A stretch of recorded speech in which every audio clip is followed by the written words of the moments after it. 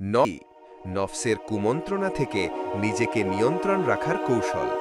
নফস একটি আরবি শব্দ যা কোরআনে এসেছে।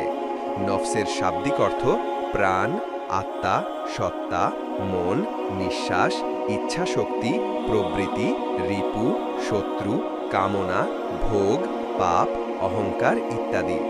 নফসের পারিভাষিক সংজ্ঞা: নফস এমন একটি সূক্ষ্ম বস্তু যা কেবল পার্থিব ভোগ বিলাস, মায়ামোহের প্রতি মানুষকে উৎসাহিত করে, যা সকল প্রাণীর দেহেই বিরাজমান। খারাপ ইচ্ছা শক্তি মানুষকে পাপের দিকে ধাবিত করে। নফস হল একটি অলৌকিক বস্তু যা মানুষের দেহে ফু দিয়ে প্রাণের সঞ্চার করা হয়, অথবা নফস সেটাই যা আল্লাহ মানব দেহে ফুঁকে দিয়েছেন মৃত্যুর সময়, যা দেহ থেকে বেরিয়ে যায়। মানুষের ভেতরে দুটো সত্তা রয়েছে, যেমন এক জীবাত্মা, দুই পরমাত্মা।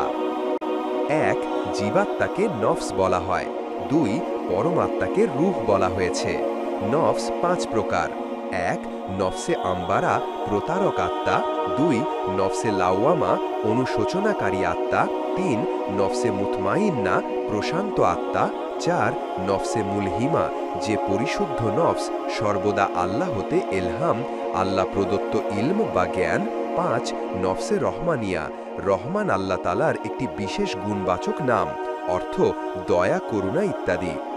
এক নফসে আম্মারা, মানস মহাসাগরে স্মৃতিজলে কামরূপে কুমির নিহিত, প্রেমাগ্নির জ্বলন্ত শিখায় দুর্বল চিত্ত আত্মরূপ মানুষের ধর্মকর্ম সাধনা বিনাশ করে দেয়। এগুলিকেই এক কথায় নফসে আম্মারা বলা হয়েছে। নফসে আম্বারা বা কুপ্রভৃতি, ইহা অতি জঘন্য, অশিক্ষিত ও অপবিত্র, সদা সর্বদা পাপ কাজে লিপ্ত থাকে, ভালো মন্দ কিছু বোঝে না, এমনকি পাপ কাজ করার পর আত্মগ্লানিও হয় না, এক কথায় অতি নির্লজ্জ, অতি বেহায়া। দুই নফসে লাউয়ামা, নফসে লাউয়ামা বা অসৎ কাজের জন্য অনুতপ্ত মন, অর্থাৎ দোটানা মন। নফসে লাউয়ামা কিছু বুদ্ধি জ্ঞানপন্ন এবং পবিত্র হওয়ার দরুন কোনটা ভালো আর কোনটা মন্দ তা বুঝতে পারে। কোনো মন্দ কাজ করলে পরক্ষণেই আত্মগ্লানি হয়। তিরস্কারকারী আত্মাই হল নফসে লাউয়ামা, এবং কেয়ামতের সংস্রবে নফসে লাউয়ামা বলার তাৎপর্য হল মৃত্যুর পর যে আত্মার হিসাব নিকাশের জন্য পুনরুত্থান, তাই কেয়ামত। নফসের প্রথম উত্থান হল নফসে লাউয়ামাতে পৌঁছানো, যা কিনা নফসে আম্মারার পতন। এই অবস্থায় নফসে আম্মারার তাবে হঠাৎ পাপকার্য করে ফেললেও অনুতাপের অন্ত থাকে না।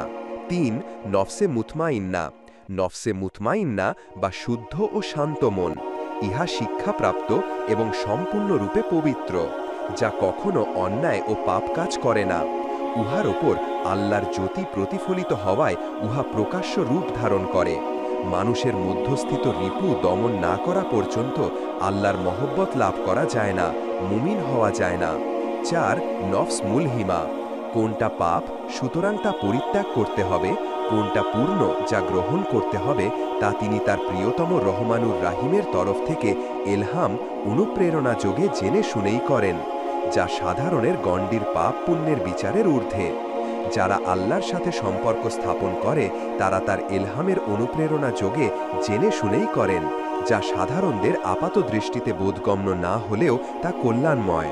পাঁচ নফসে রহমানিয়া, নফসে মুলহেমা পাকা কায়েম দায়েম হলেই সম্ভবপর হয় নফস রহমানি। একেবারে রহমানুর রাহিমের খাসলত হাসিল হলেই বলা যাবে নফস রহমানি। তাখাল্লাকু বে আখলাকিল্লা, হাদিস এ কারণে, অর্থ আল্লাহর গুণে গুণান্বিত, আল্লাহর জ্ঞানে জ্ঞানান্বিত, আল্লাহর শানে শানান্বিত হও। প্রিয় বন্ধুরা, এই রকম আরও ভিডিও পেতে আমাদের চ্যানেলটি সাবস্ক্রাইব করুন এবং বন্ধুদের সাথে শেয়ার করুন। ধন্যবাদ।